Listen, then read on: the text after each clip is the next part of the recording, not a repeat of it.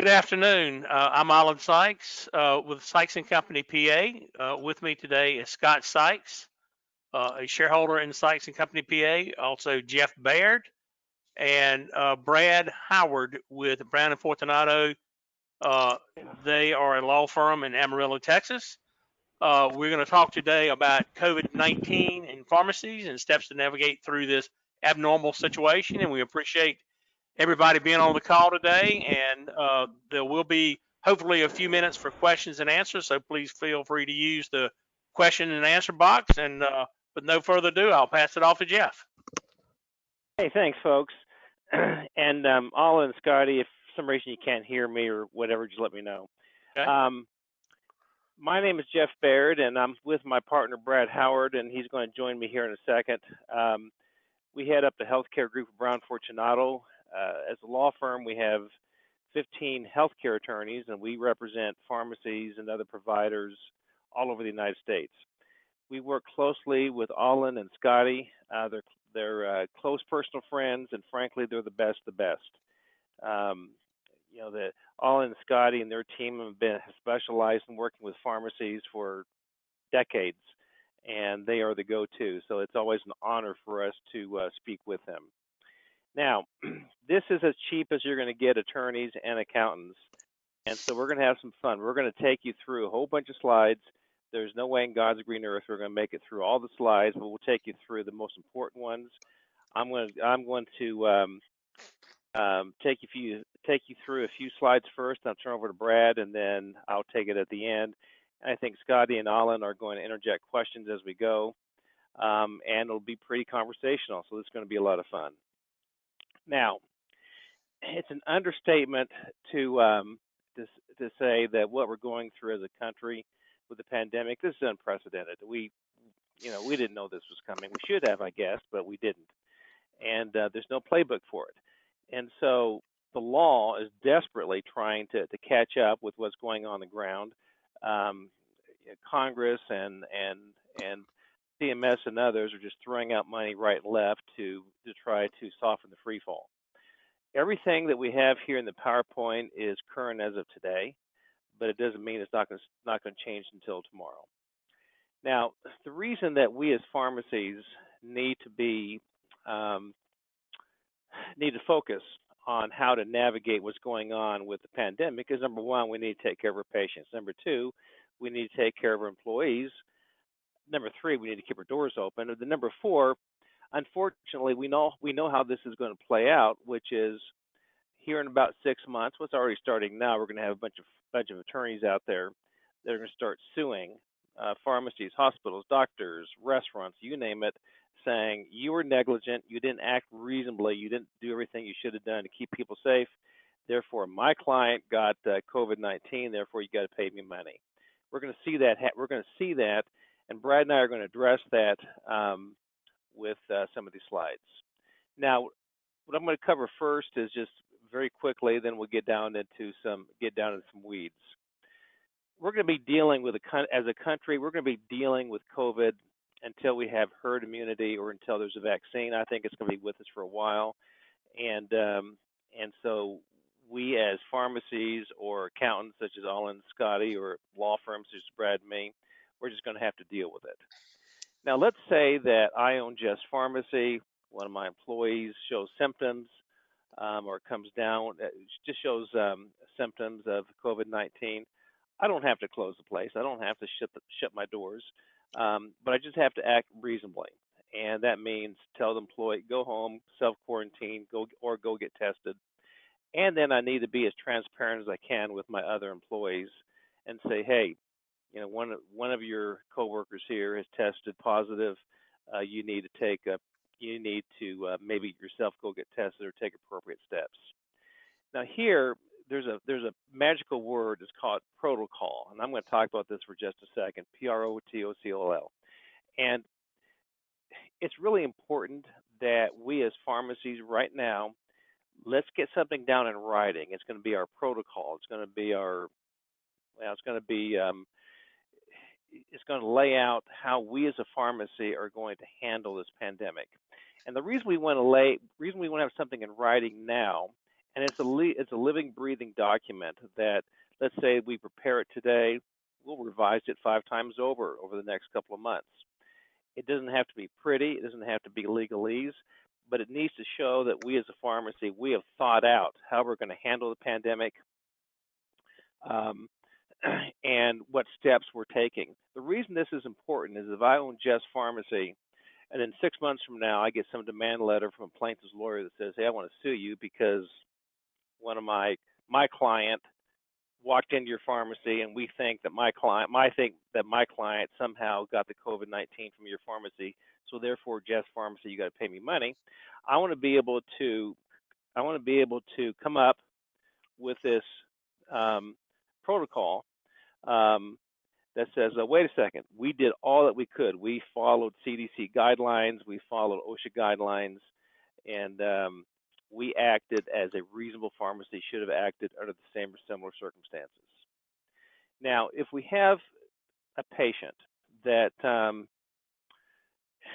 either exhibits the symptoms or actually is diagnosed, then we need to take reasonable steps. Home delivery, curbside delivery, stay out in your car. Or if a patient walks into our facility and we're concerned that the patient may have symptoms or has tested positive, then we try to take the patient to a segregated area of the pharmacy away from everybody else, see what the patient needs, take care of the patient, escort the patient back out to his or her car, and then disinfect. And so, again, these are reasonable steps that we can take. Now, there we go. Okay, now here's where I'm going to have my partner, Brad, come over. I'm going to give him my headset. And Brad has a real unique background because not only is he a healthcare expert, but he's also a litigator. And he's going to talk about negligence. And Brad, you might want to talk about protocols and then kind of get down into the weeds as to what's happening with federal employment legislation. And then I'll jump back in and talk about some other stuff. So here you go. Hello, everyone. Sorry about that. We had a technical issue in my office, so I'm down here in Jeff's office, and it's a pleasure to co-present here. The topic on negligence, let me cover that for just a minute, and then merge that with the protocol that we're going to recommend all of you put together and continue to update if you've already got one. So on the negligence liability, to Jeff's point, what's going to happen when COVID has passed is lawyers will come out of the woodwork. They're going to look at your pharmacy and say, did one of your employees get sick because you could have done more? Did a patient come in and get sick because you could have done more? Did a family member of an employee or a patient get sick because you could have done more? So the protocol is really the key to demonstrate that you did all that you could. And if you fail to demonstrate that in response to a demand letter or a claim, then you might be held to be negligent. And that's what this slide is all about. What I want to talk about for just a minute in that regard is something that just came out yesterday, and it is from the CDC. It is the new guidance, the new return to work guidelines. There's a specific section there on guidance for pharmacies. And I'm going to talk about that for just a minute because that really will become a part of your protocol. So when you put this protocol together, it can be 3 or 4 pages or 8 or 10 pages. You give that to all your employees. To Jeff's point, you update it as you're going along. You're going to want to incorporate this new guidance from CDC. There's a section called Guidance for Pharmacies. Now, most of you that are, even those of you that are operating curbside, we talk with pharmacies all day long, and a number of you are seeing patients outside, not even in the pharmacy. This new guidance should be a part of your protocol. It talks about what you should do. It talks about that your employees should wear face coverings, that you should have certain protocols in place to ensure the safety of staff who are going to be there. It says that you should have strategies that minimize close contact between your pharmacy staff and any customers or patients. It talks about if you can have self-serve registers, you should do that. Now, I kind of smile about that because I go to the grocery store for my family on the weekends, and they've got the face shields by the registers, and they've got the plastic covering over the credit card machine. but as long as I've been there, I've never seen anybody clean those things. So you've got the face shield, you've got the touch keys, but nobody comes by and ever disinfects it. I've been in line for an hour and nobody cleans it. Well, it sort of defeats the whole purpose of that if you don't clean it. So I would take this guidance from CDC and make it a part of your protocol that you're going to religiously clean these surfaces that patients and employees are going to be touching. I got a call from a pharmacy a couple weeks ago. They had an irate, and I promise I'm going to move through these slides here in a minute, but this is, I think, pretty pertinent to everybody online. They had an employee who was really upset because they had to key in to the because of security to get into the pharmacy, and they were afraid to touch that because nobody was cleaning it. The fix was easy. The pharmacy is going to put a disinfectant bottle right there by that entryway. Any employee who chooses to come in that way can disinfect, wipe it off, key in, go into the pharmacy, and the next person can do the same thing. And the reason this is an issue is because many of your pharmacies are now, you're opening up.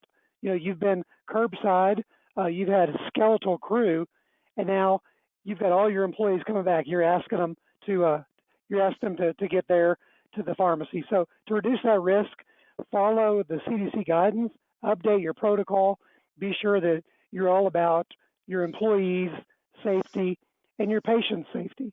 And you know what? If you have to sit down on June the 1st and knock out an updated protocol, date it June 1, pass it out to all the employees, and keep the old ones. Keep it in your desk, because someday you may need to pull out the old one to prove you were doing all that you could at the time. The next slide talks about OSHA guidelines. Be sure you look at those online, because the OSHA inspectors are out. We've had pharmacies call both Jeff and me to say, hey, all over the country, to say, hey, OSHA showed up. They did a routine inspection. They wanted to see what we're doing because we're open for business, seeing patients. So it's important that you're prepared. It's a new full-time job for all the pharmacies to make sure you're prepared to open safely. So I would just continually assess that, make sure that you're doing all you can do by the way of your employees, their safety, and then also your patient safety. But the next set of slides I'm going to go through pretty quickly, but I want to overview that, and that is that there are these new employment laws that were passed on April the 1st. They were effective, that addressed COVID-19, the crisis, with regard to what you, the pharmacy owner, need to do in terms of paying your employees. There are a couple of really big provisions.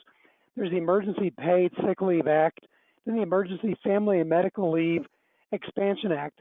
They both became effective on April 1. Now, a lot of you, because we get calls from pharmacies all day long about these new laws, hey, what's our obligation here?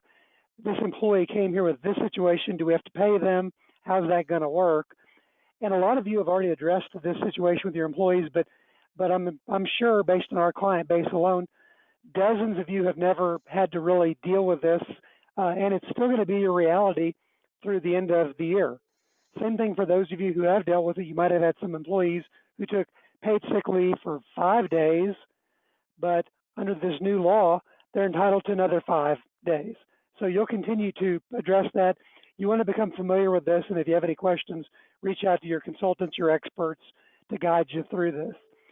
The Emergency Paid Sick Leave Act, kind of in a nutshell, guarantees all of your employees 10 days paid sick leave because of a qualifying condition. I'll cover those in just a minute. But as you can see on the slide, there's 80 hours of sick leave, basically 2 work weeks for full-time employees, and then a proportional amount for your part-time employees. And this applies to all employers that have less than 500 employees, which would be virtually all of you. There are 6 triggers here for paid sick leave. The first 3 are about the employee himself or herself. The last 3 are about somebody who's important to the employee, family member, or the like. This is probably the most important slide I'm going to talk about. So keep this one handy, because when an employee comes to you and says, I think I qualify for this paid sick leave, this is going to be your resource. And even if you've been there, done that with some employees, you're going to want to look at it again. So what Jeff and I advise clients is call a timeout. When an employee comes to you and says, I think I qualify for this paid sick leave, and you're not 100% sure if they do, call a timeout, say something along the lines of, please don't come to work. We want to take care of you. We need to assess your situation. So timeout, I'll give you a call later today. and then take a look at whether you are entitled or required to pay them, whether they're entitled to this paid leave. Under this new law for this paid sick leave, for reasons 1 through 3, which are about the employee himself or herself, you've got to pay their regular pay. It's capped, and that's here on the slide. Then for those who qualify for the last 3 reasons, 4 through 6, you haven't got to pay full pay, but you still pay quite a bit, and that's here on the slide for your future reference whenever you have that situation. So under this, and Brad, excuse me, just a quick second. A recording will be sent to all registered folks that have registered for this, so you don't need to worry about writing this stuff down. You will get the recording probably within the next day or so. Great, thank you all, and that's helpful. That's helpful, and you know what you're going to have? You're going to have. I've got this right here. I've got a copy right here of my own my own little cheat sheet, if you will. Mm-hmm. I refer to it every day when people call me. It's pretty well worn. It's got a lot of marks on it. Got some sticky notes, a few tears. Yours ought to look the same. Battle scars. A lot of battle scars. Yours is going to look the same because you're going to be using this thing all the way through the end of the year. So I'm glad they're going to make all this available to you so that you can refer to it from time to time when you need to. Besides the paid sick leave, there's also this new emergency family medical leave, and this really applies primarily to reason number 5. So if you look at the slide before, the 5th reason is basically your employee, their daycare situation, their child care situation has been shot because of COVID, and they say they've got to be home. So that's where this extended an additional, 10 weeks of leave, potentially, the employee might qualify for. And this slide covers some of the details there about when they might qualify, how you got to pay. So if an employee comes to you or calls you and says, I got a daycare problem, and I think I qualify for this Family Medical Leave Act under the new law, unless you know the stuff by heart, timeout, call a timeout. I'm going to assess that for you. I appreciate your call. Let me look at that and get back to you. If you have to pay them for a day on your own dime or make them take a day of vacation, you can live with that to make sure you're making a good decision here on whether they qualify. Now, there are a couple of exceptions to these new laws. A lot of pharmacies call about this and say, am I exempted? Well, the first exemption is for small business. So these are employers that have less than 50 employees. And this looks pretty attractive on its face till you do a little bit deeper dive. I want to cover that for just a minute. So an employer, a pharmacy might say, I'd love to give you this additional 10 weeks of leave for your child, but I can't do it because I'm a small business. That's not enough. You've got to do a little bit deeper dive, and so this slide covers that. What you've got to do is to consider whether you might be exempt, meaning maybe that employee doesn't qualify for the extra up to 10 weeks of leave because of their daycare situation. Look at this slide very carefully. Analyze these reasons. The first 2 reasons are basically that it's really going to hurt your business if you grant that leave. The third one is basically this employee is a key employee. You really need them. You can't spare them. My advice would be you guys work with some of the best accountants in the country. If you're going to rely on number 1 or number 2, then get their assistance to do an analysis for you that says, yeah, I think you can make a good case you qualify. You don't need to give that employee leave, or maybe that's a little bit risky for you. You might consider not claiming this exception. So if you're going to claim we don't need to give this leave because we're a small business, work with your accountants. Take a look at this 1 through 3 before you make the decision that somebody doesn't qualify. One thing for this next slide, the healthcare provider exemption. So this applies to all of you. You guys are all pharmacies. It applies to all of you. So on its face, it looks like if one of your employees comes to you and says, I need this leave under these new laws, it looks on its face like you can say, you don't qualify, you're exempted because you're a healthcare provider.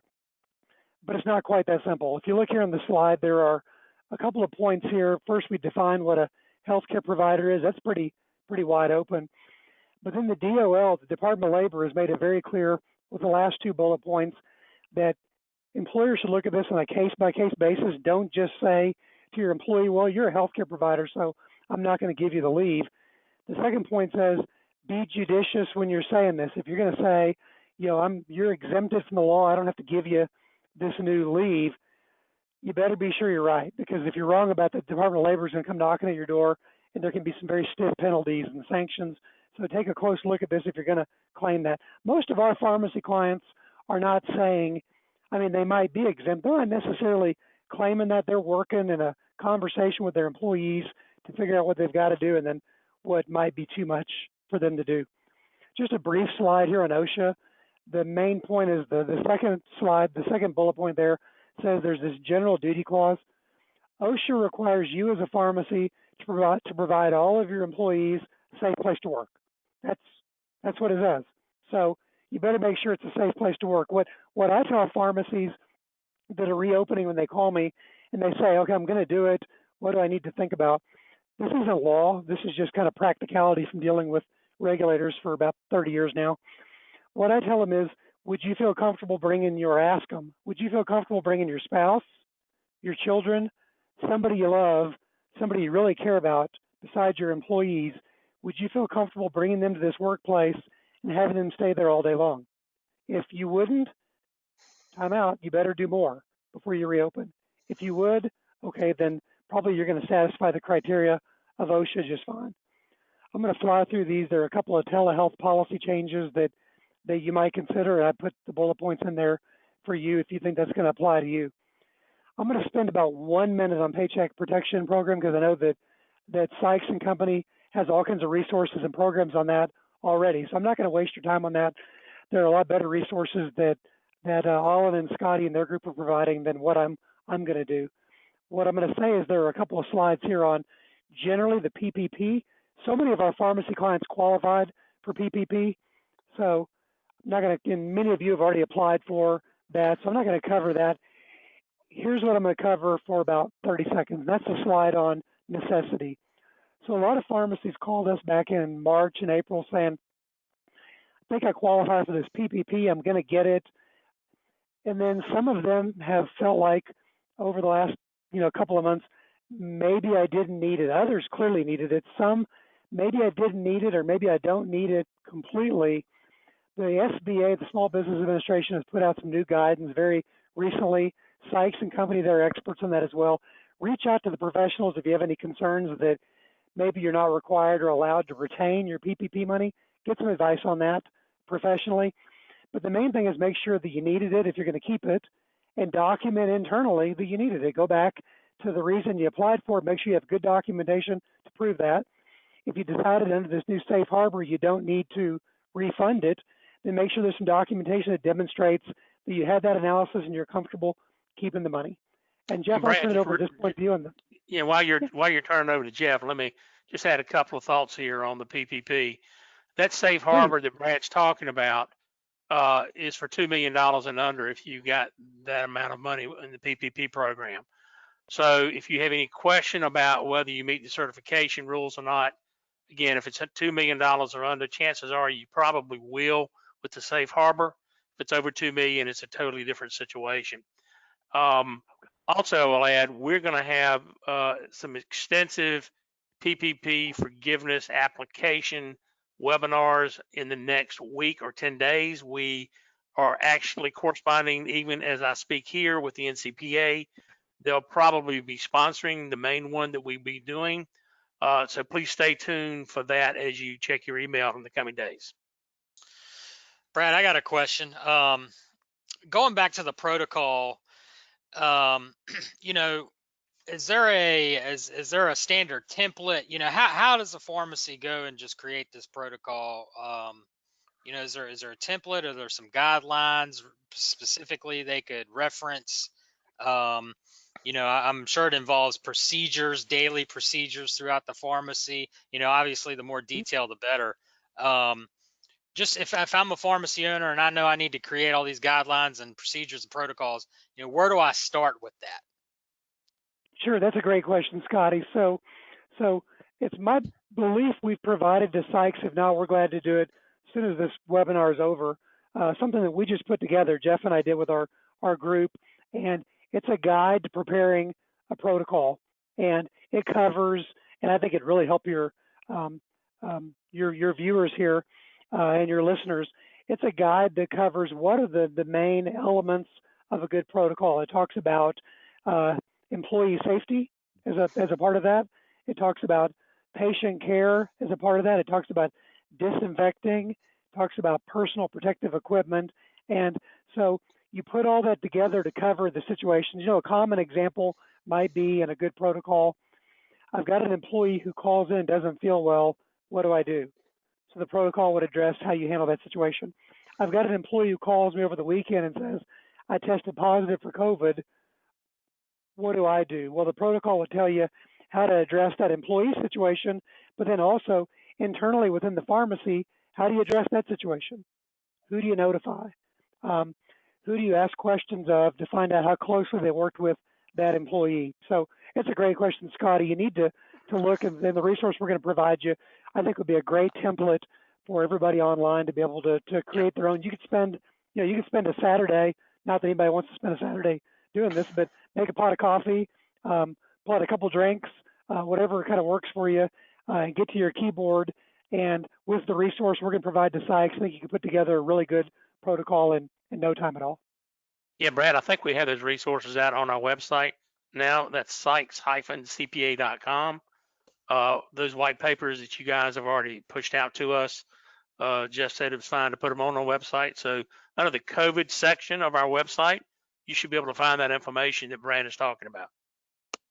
Great. I'm glad you mentioned it, Scotty. I think if a pharmacy takes that, puts in a little bit of elbow grease, roll up your sleeves, and kind of get to work with that, you come up with a really good one. I mean, we're always glad to help pharmacies with that, but in a lot of cases, I think they can work up something pretty good on their own. Also, to a few minutes ago, be sure you look at the new guidance that just came out on reopening, because there's a whole section on pharmacies that really ought to be worked into a pharmacy's protocol.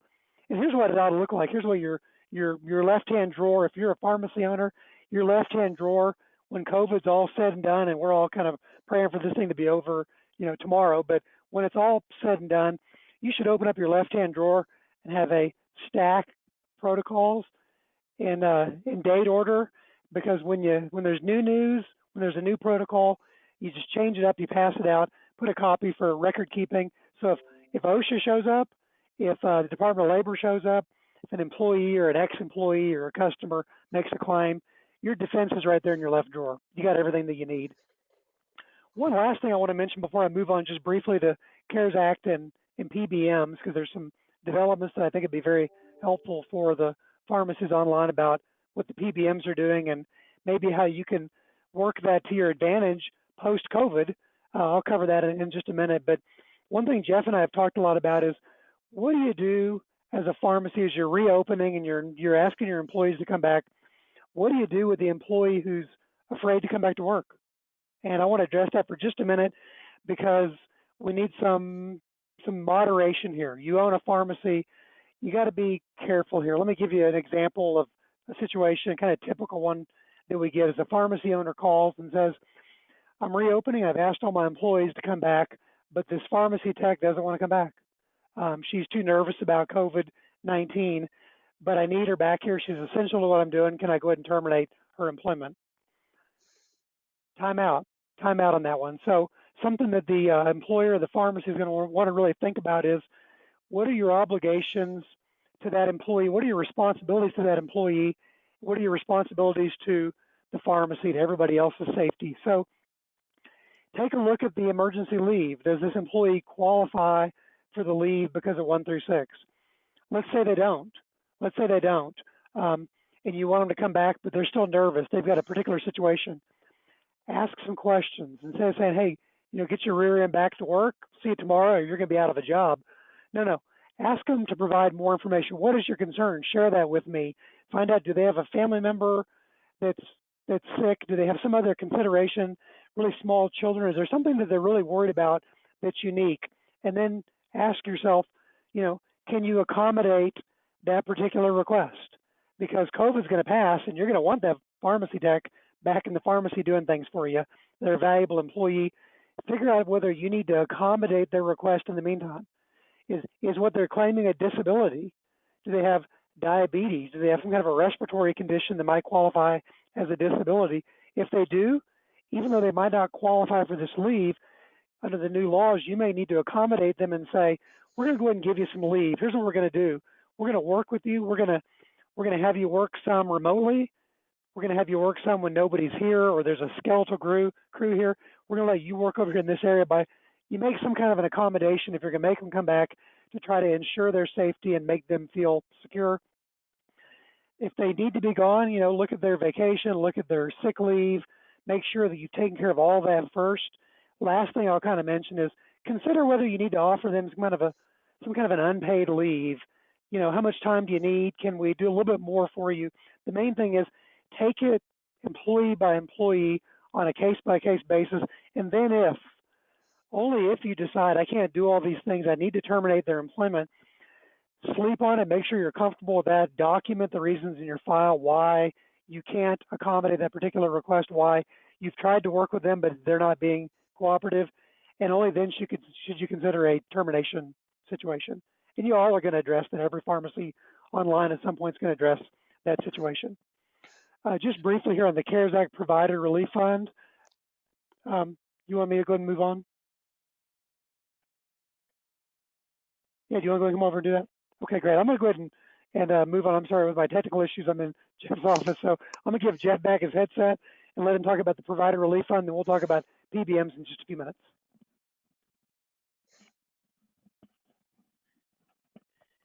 See, Brown Fortunato, we're pretty decent healthcare attorneys, but we're not nearly as technologically advanced as Scotty and Olin. We're still here in the 1980s. You'll get the hang of it. No comment. Oh, I know. We've been doing video. So let's see where we are here. I know you have. Okay. It's kind of interesting. Back in 2008, we had what was called the Great Recession. It's called the Great Recession of 2008. And that's where the housing bubble just blew up on us. And Congress, this is the tail end of the George W. Bush administration and the front end of the Obama administration, where Congress just had to throw hundreds of billions of dollars out to prop up the financial sector. It was tough. I mean, all of us remember it. Well, what we went through in 2008 pales to in comparison to what we're going through now. I mean, this pandemic is, I know Olin and I are roughly the same age. This pandemic is something that we have never seen in our lifetime, and I don't think we ever anticipated seeing in our lifetime. Nope. But I think that you on the phone, you millennials, you Gen Ys, you Gen Xs, you're going to see other pandemics in your lifetime. And the reason for that, and I don't want to wax too philosophical here, but the world's gotten real small. When planes were flying, I could leave my office, go to the airport, and be in Kenya in 24 hours. The world's gotten small. And so we're going to be having to deal with stuff like this for the rest of your lives. Now, what happened was back about a month or so ago, Congress came out with a stimulus package, similar to what we went through in 2008. 2008, the money went to the lending institutions. Here, the money went to us, went to healthcare providers and to Americans. In addition to the unemployment checks that were going to Americans and the $1,200 a piece, we also had what was called a $100 billion provider relief fund, and most of you, just out of the blue, about a month ago, received money. And this was a gift. This was a grant. You didn't have to earn it. You don't have to pay it back. This was just to help us keep our doors open, keep us afloat until we figure out how we're going to handle the pandemic. Now, I mentioned this is a gift, so that the first payment to us was just manna from heaven. It was put in our accounts, and there were only 3 restrictions. Number one, as pharmacies or as home health agencies or DME companies or labs or whatever, or as doctors or hospitals, we could not seek out-of-pocket expenses due to being out of network that were greater than if we were in network. Number two, if we as a pharmacy, if Just Pharmacy received over $150,000, then I've got to submit quarterly reports on how I used it. Now we're still waiting for guidance on those quarterly reports, but guidance will come and we'll figure it out. I think the first quarterly report is due July 1st. And then number three, we had to, within 30 days, accept terms and conditions. Now, when I went through the first set of terms and conditions, they were just really goofy. And I kind of rolled my eyes. Nothing really in there that really bothered me a whole lot, but it's something that we had to sign. You also see that this was a private-public partnership with HHS working with United Healthcare, which also then worked with Optum Bank. Now, that was then. Now we have what's called Stimulus 3.5. And this is where the Senate passed it on April 21, the House passed it on the 23rd, that's right, and then President Trump signed on the 24th. And basically, this threw a whole lot more money at us as healthcare providers.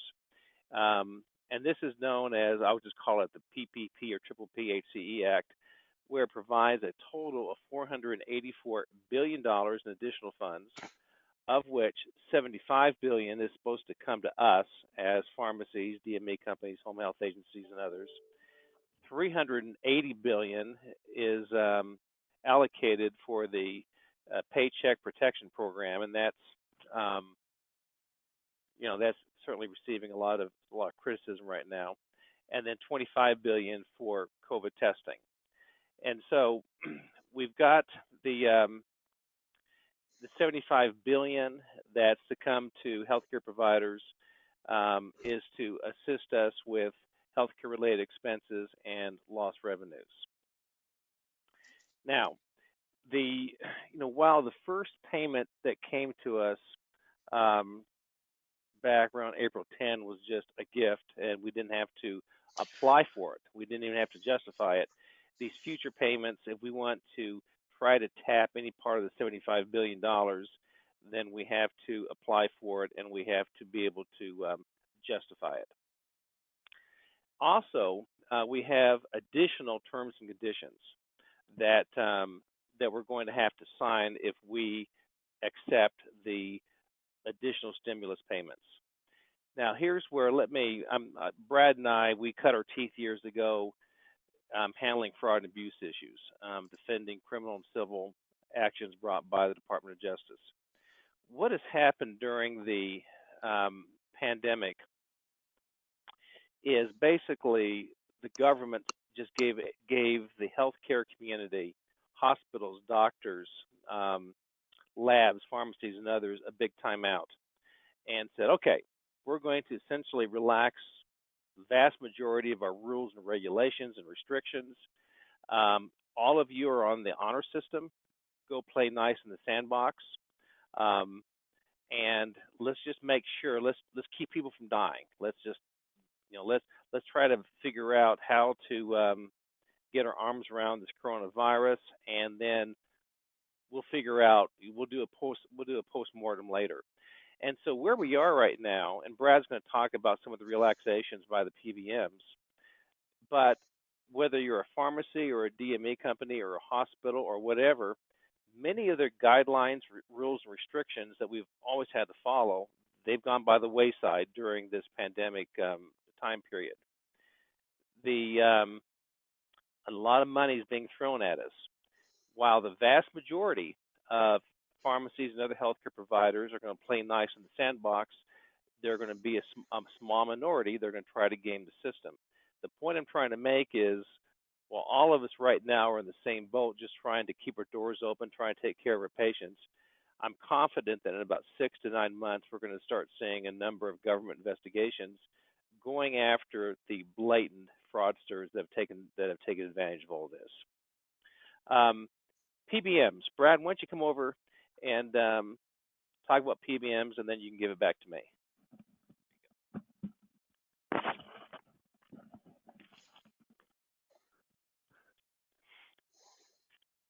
So when there's not a national pandemic, and we're working with pharmacies on just daily business matters.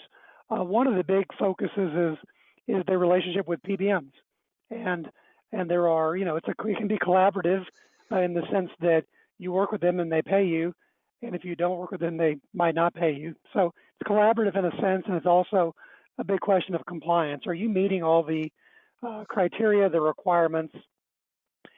But when COVID-19 rolled into the country, a lot of the PBMs made accommodations for pharmacies. And so I'm going to cover that for just a couple of minutes. Then I'm going to talk about some tips that I wrote down in your dealings with PBMs as the COVID-19 crisis continues, and then ultimately, hopefully sooner rather than later, winds down. But so what are the PBMs doing? Well, they've changed a lot of their procedures, protocols, requirements, at least temporarily, in the sense that prescription refills, a lot of the PBMs have waived early refill limits. They've encouraged 90-day supplies. They understand that you don't want either, and patients don't want them coming to your pharmacy every 30 days if they could do it every 90 days. So they've relaxed refill requirements for the most part. This is the most important one, I think, and we'll talk about this some more in a minute.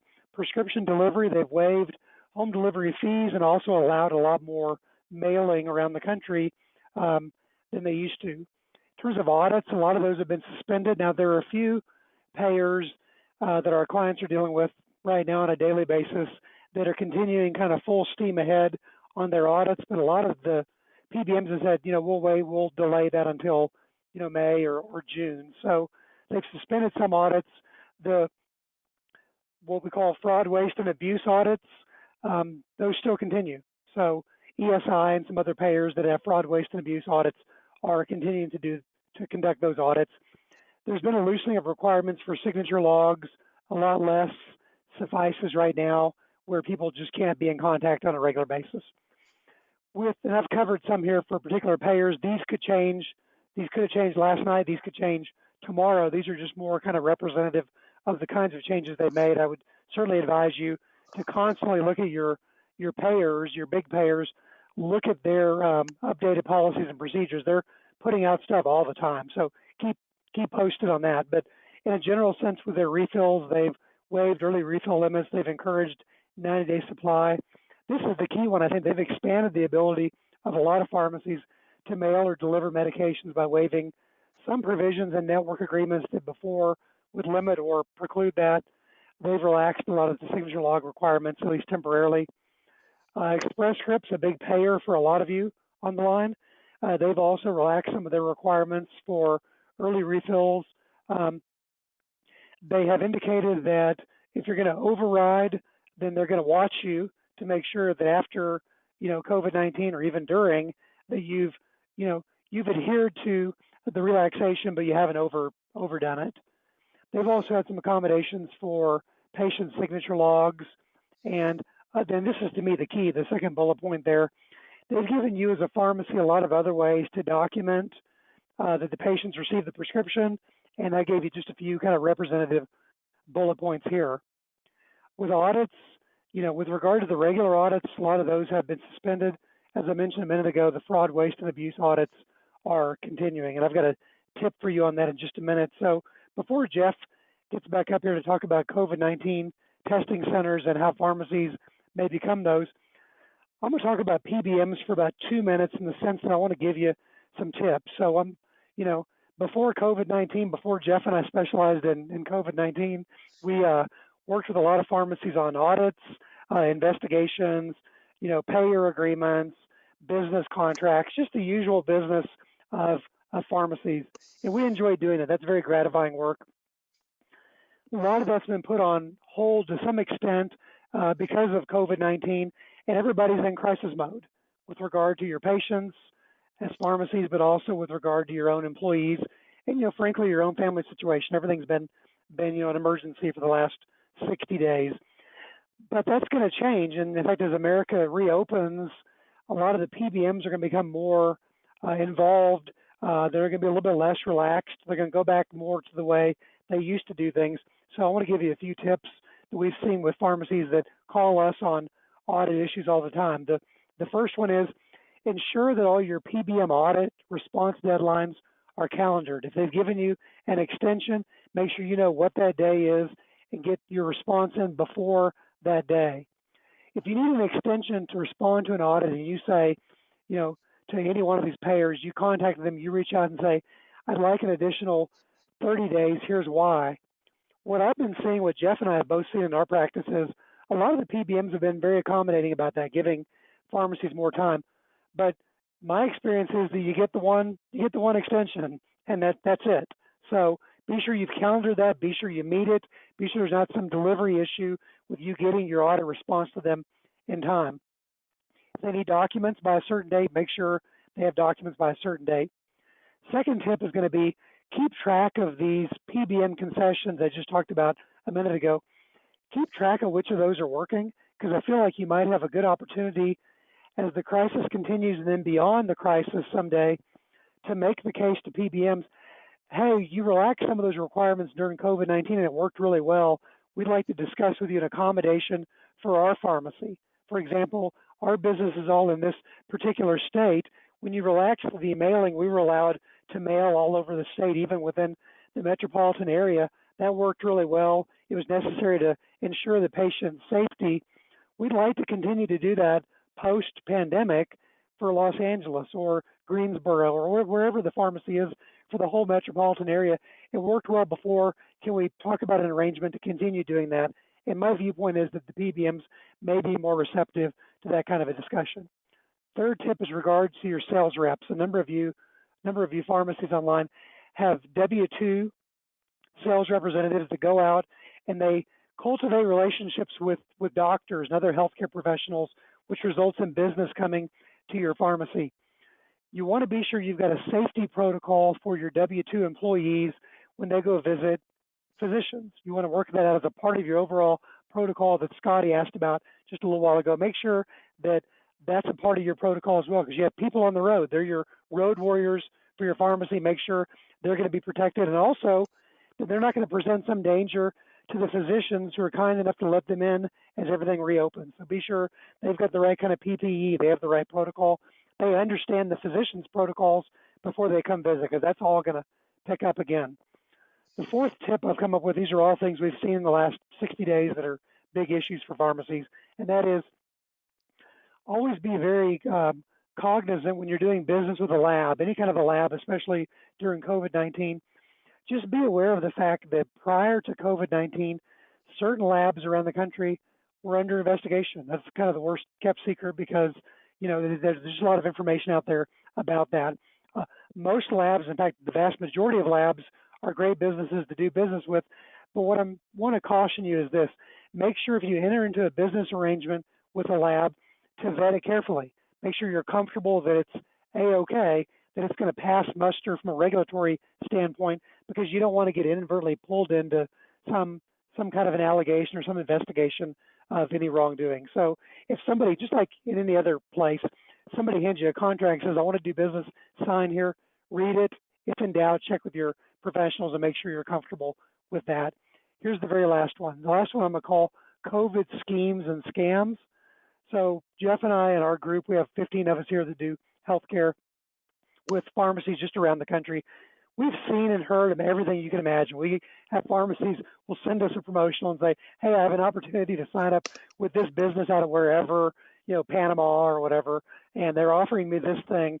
What do you think about that? And so I kind of keep track of all the ones. We say no to a lot of those because it's obvious it's a scam, it's a scheme, it's something that needs to be vetted a lot more carefully than just signing here and they're going to send you a bunch of new business during the pandemic. So if you have new opportunities, that's great. We're all looking for new opportunities.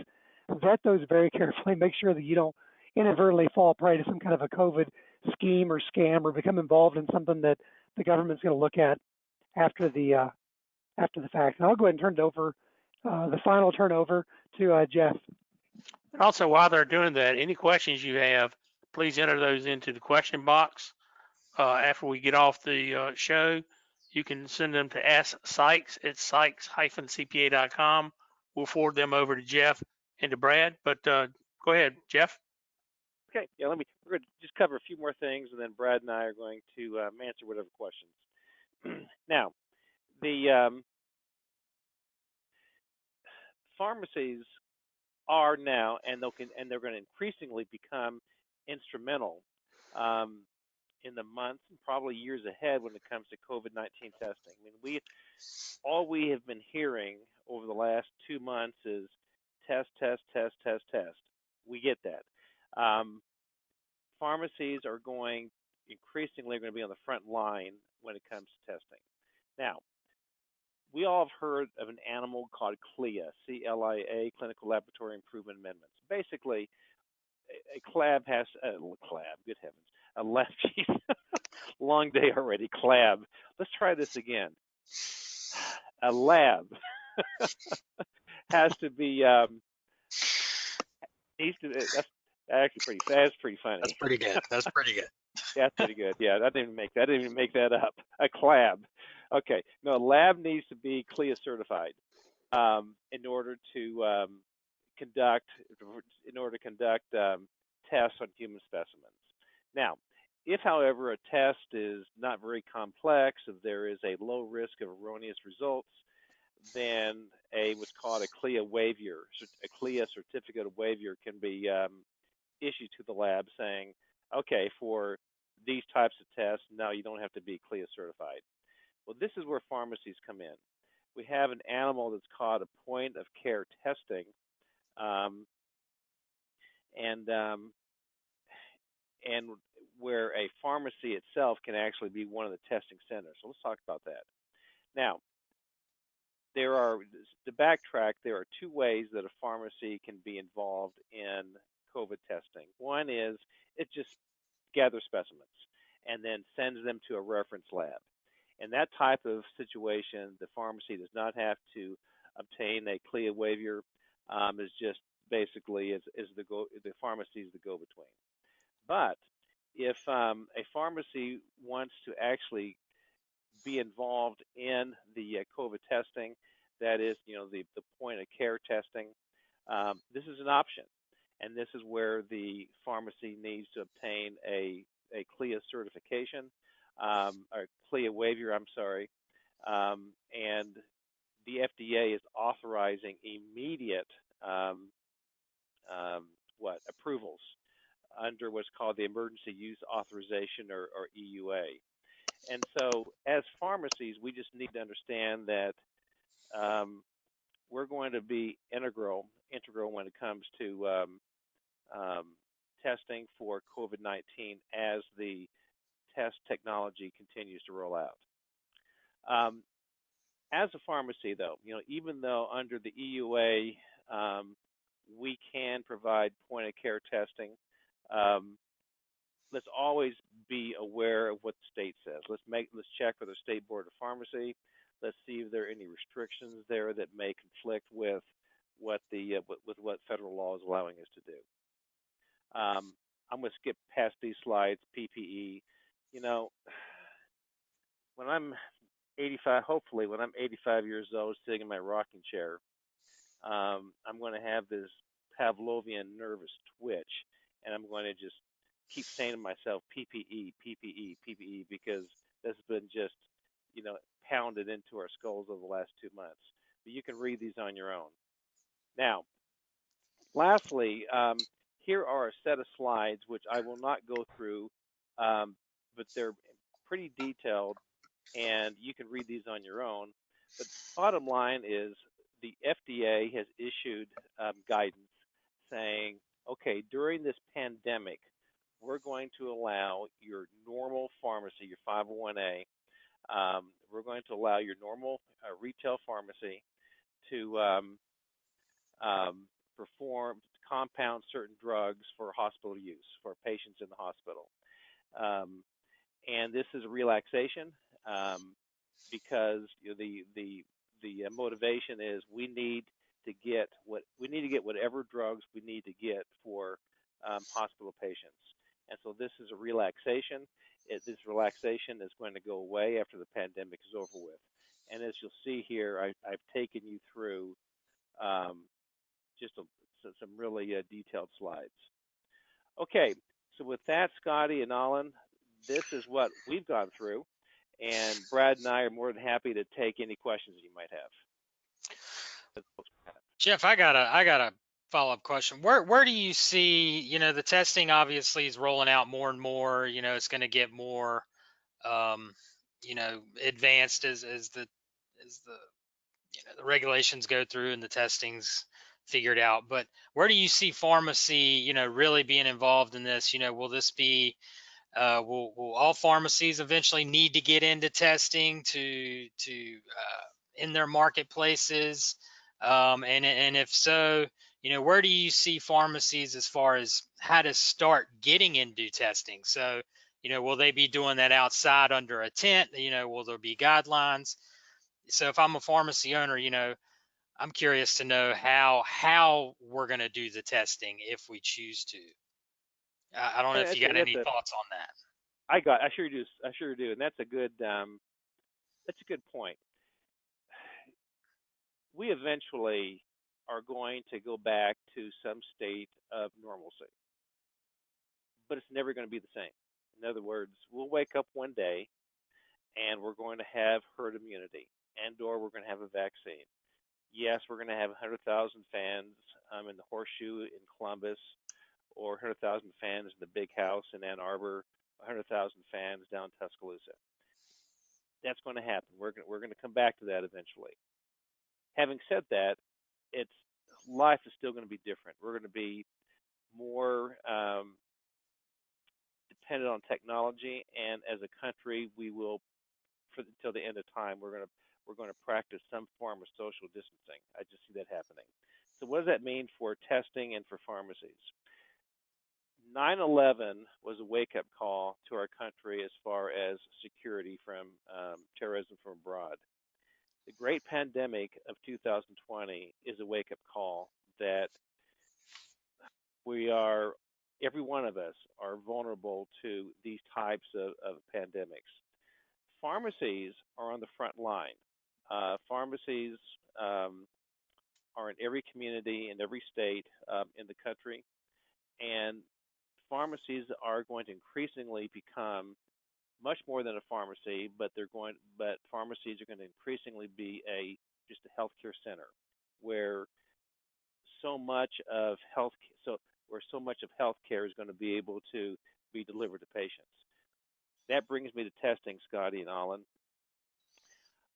I think that as certainly the tests that we are seeing today, these huge swabs that you put up your nose and what have you, these tests are going to become much more sophisticated. Going to become easier, maybe a prick of a finger, maybe just drawing a little bit of blood, maybe, I don't know, just a swab of the mouth. But we're going to see more sophisticated tests for pertaining to COVID-19 and any other type of viruses. That's where pharmacies come in. I see pharmacies as becoming truly a testing center where me as a patient, I'd rather go into local Fred's Pharmacy on the corner of Main and Elm Street than I would to have to go through the lobby of St. Mary's Hospital. I see that happening. So what does that mean for today?